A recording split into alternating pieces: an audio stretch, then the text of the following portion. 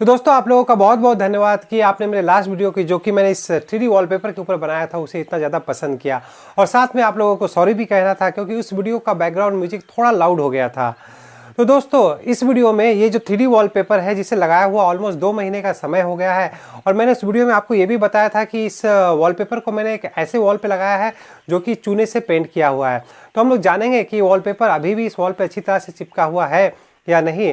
और साथ में हम लोग ये भी देखेंगे कि ये धूल मिट्टी या डस्ट को अपनी तरफ कितना अट्रैक्ट करता है। और साथ में एक ऐसा प्लेस भी है जहाँ पे सनलाइट वॉलपेपर पे डायरेक्ट पड़ता है, तो वहाँ पे हम लोग देखेंगे कि क्या सनलाइट की वजह से क्या ये इसका कलर फेड होता है या नहीं। और अंत में इस वॉलपेपर का एक क्रॉस सेक्शन भी मैंने काट के रखा है ताकि हम लोग जान सके कि वॉलपेपर का मटेरियल एक्चुअली क्या है, ये किस चीज़ से बना हुआ है। और साथ में हम लोग देखेंगे कि ये वाटरप्रूफ है या नहीं। और इसे एक सीलन भरी दीवार पर चिपकाकर भी हम लोग देखेंगे ताकि आपके वो सारे क्वेश्चन जो कि उस वीडियो के कमेंट्स में आप लोगों ने लिखे हैं उसके आंसर आपको मिल सके। और फ्लिपकार्ट के आने वाले बिग बिलियन डे में आप इसे खरीदेंगे या नहीं, इस परचेज डिसीजन में आपको हेल्प हो सके। मैं हूं अविनाश, स्वागत है मेरे इस चैनल में। चलिए शुरू करते हैं।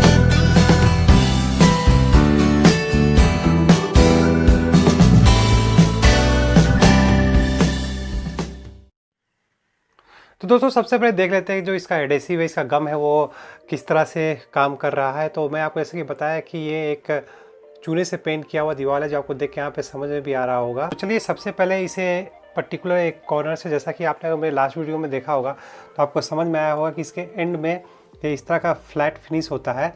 तो अगर मैं आपको एक एंगल से इसे दिखाऊँ तो आपको समझ में आएगा कि यहाँ पर ये आप देख सकते हैं, ये अभी भी जिस तरह का ये फिनिश है ये बिल्कुल अच्छी तरह से चिपका हुआ है। फर्स्ट टाइम चिपकाने के बाद आज तक मैंने इसे दोबारा कोई प्रेस नहीं किया। जब मैंने इसे चिपकाया था उसी समय जितना इसको प्रेशर देके चिपकाना था मैंने चिपका दिया था, और उसके बाद से ये फ़िलहाल ऐसा ही है।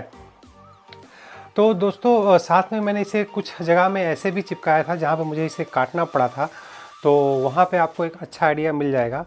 तो जैसा कि आप यहाँ देख सकते हैं, तो यहाँ पर इसका एक क्रॉस सेक्शन है जो कि मैंने काट के यहाँ चिपकाया था। तो अगर आपको मैं यहाँ पे सामने से दिखाऊं तो आपको यहाँ पे दिखाई देगा कि यहाँ पे तो ये अच्छी तरह से चिपका हुआ है, लेकिन जहाँ पर ये इसका थोड़ा लाइन का सिस्टम है, अगर मैं जूम करके आपको दिखाऊँ तो इन जगहों में थोड़ा सा गैप है जो कि ओबियसली इसके अंदर में शायद हो। तो चूँकि यहाँ पर ये इसका एंड नहीं है, इसे बीच से मैंने काट कर यहाँ से आप जैसे देख सकते हैं, मैं आपको दिखाऊं तो यहाँ से ये इतनी बड़ा है, इसे मैंने हाफ काट कर हाफ नीचे और हाफ ऊपर लगाया था। तो उस हिसाब से अगर आप यहाँ पे देखेंगे तो आपको समझ में आएगा ये अच्छी तरह से चिपका हुआ है। लेकिन जहाँ जहाँ पर ये सेक्शन है आपको अगर मैं थोड़ा सा दिखाऊँ वो वहाँ पर थोड़ा सा बाहर की तरफ निकला हुआ है, लेकिन इसका मतलब ये नहीं है कि ये निकल गया। अगर मैं इसे प्रेस करूँ तो ये फिर से चिपक जा रहा है। हाँ, ये देख के आपको समझ में आ ही गया होगा कि इसका जो एडेसिव है, जो इसका गम दिया गया है इसके साथ, वो बहुत ही अच्छी क्वालिटी का है। और आपका वॉल कैसा भी हो, चाहे वो डिस्टेम्पर का हो, चूने का हो या जो भी हो, उसमें ये बहुत ही आराम से चिपक के रहेगा। एक बार चिपकाने देने के बाद आपको पूरी तरह से टेंशन फ्री हो जाना है। सेकेंड पॉइंट है कि ये डस्ट कितना अट्रैक्ट करता है।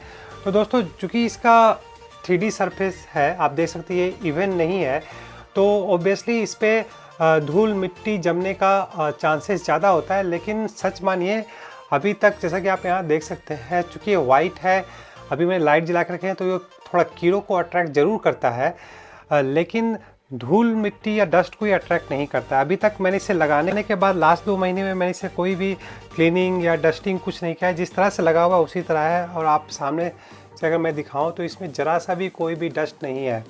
जहाँ तक इसका कलर की बात है तो अभी तक इसका कलर बिल्कुल ही नए की तरह है। इसे आज भी जिस तरह से मैंने नए में लगाया था अभी भी इसका कलर वैसा है, बिल्कुल फेड नहीं हुआ है।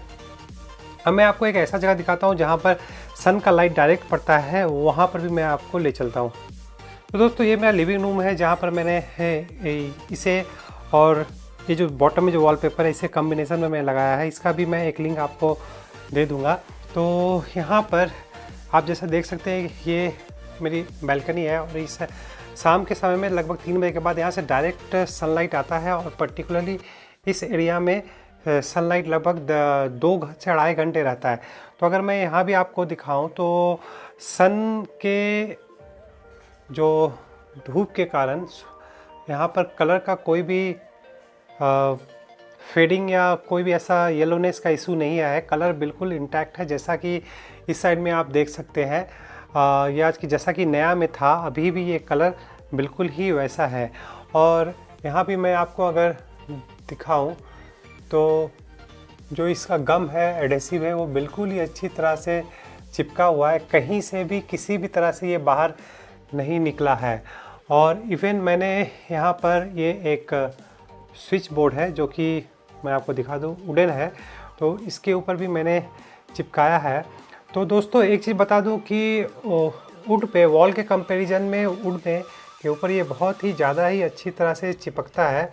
इवन इसका जो जैसा कि इस पोर्शंस में जो गैप्स होते हैं वो वुड में वो तो बिल्कुल ही नहीं आता है, जो कि वॉल्स में लगाने से थोड़ा सा आता है। लेकिन वुड पे अगर आप इसे यूज़ करते हैं तो ये बिल्कुल ही परफेक्ट होगा, प्रोवाइडेड जिस सरफेस पे आप लगा रहे हैं वो सरफेस फ्लैट होना चाहिए।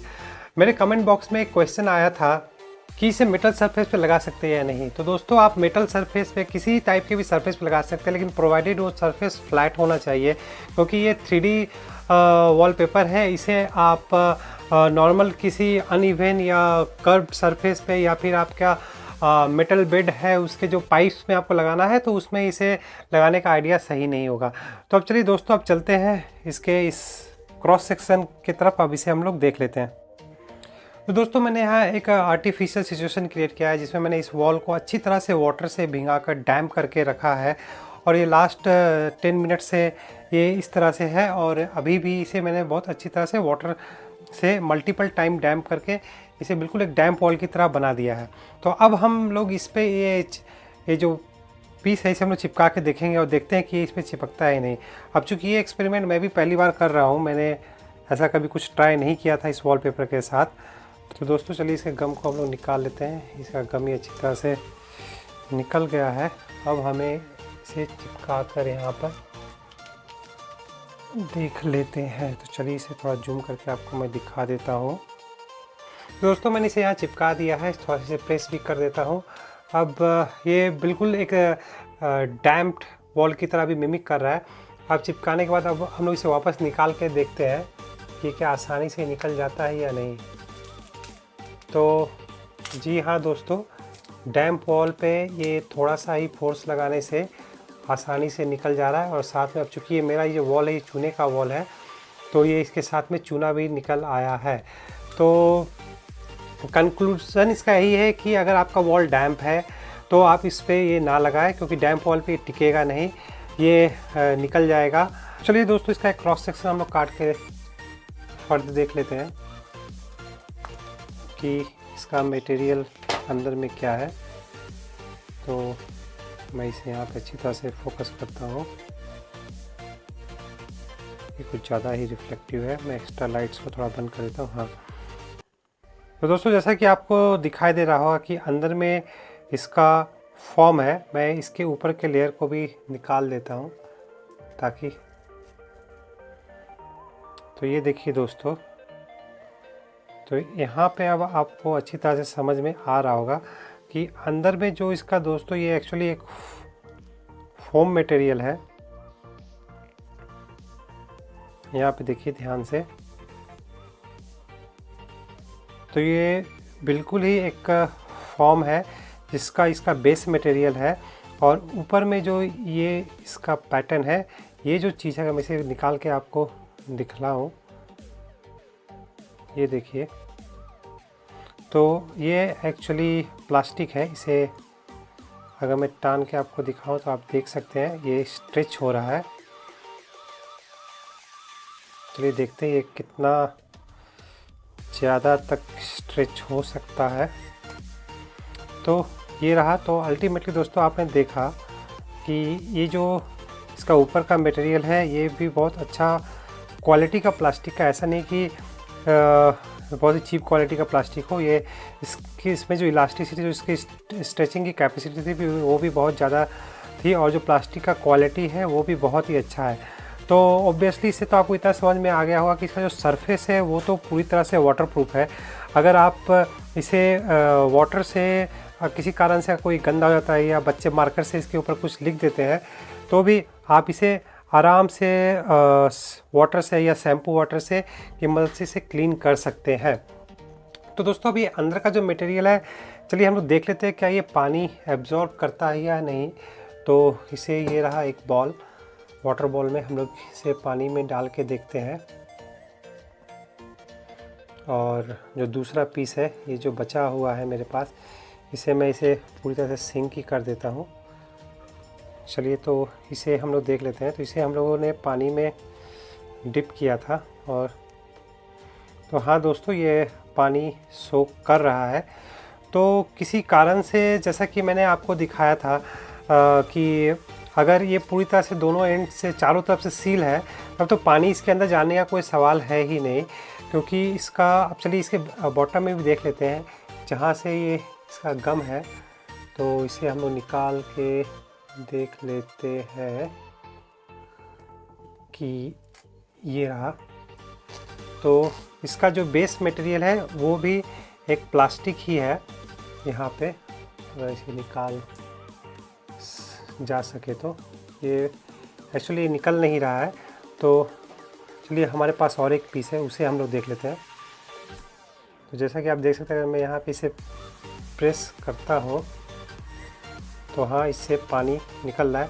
तो बीच का जो फॉर्म मटेरियल है वो पानी एब्जॉर्ब कर रहा है और ऊपर का जो लेयर है वो बिल्कुल वाटरप्रूफ है।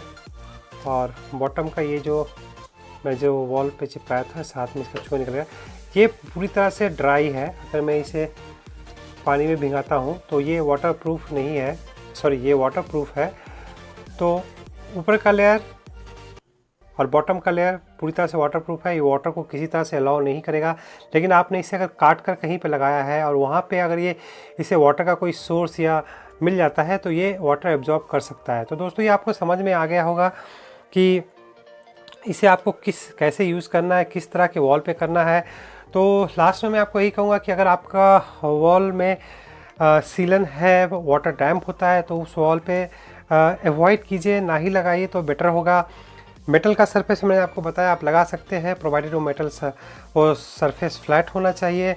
और जहाँ तक अगर आप कहें कि इसे किचन में लगाया जा सकता है कि नहीं, तो मैं किचन में आपको लगाने के लिए इसे मना करूँगा, क्योंकि किचन में नॉर्मली होता क्या है कि कुकिंग के समय में इवन अगर आपका चिमनी लगा हो फिर भी जो ऑयल्स जो निकलता है वो इस पे चिपकने के बाद, चूँकि इसका पैटर्न जो है फ्लैट नहीं है, 3D पैटर्न है, ग्रुप्स है, तो आप क्लीनिंग तो कर पाएंगे लेकिन वो 100% क्लीनिंग होगा नहीं, क्योंकि उसको छोटे छोटे जो इसमें ग्रुप्स बने हुए हैं उसके अंदर अगर एक बार ऑयल या हल्दी या कुछ भी चला जाने से उसका कलर वो रह जाएगा। तो किचन में अवॉइड कीजिए।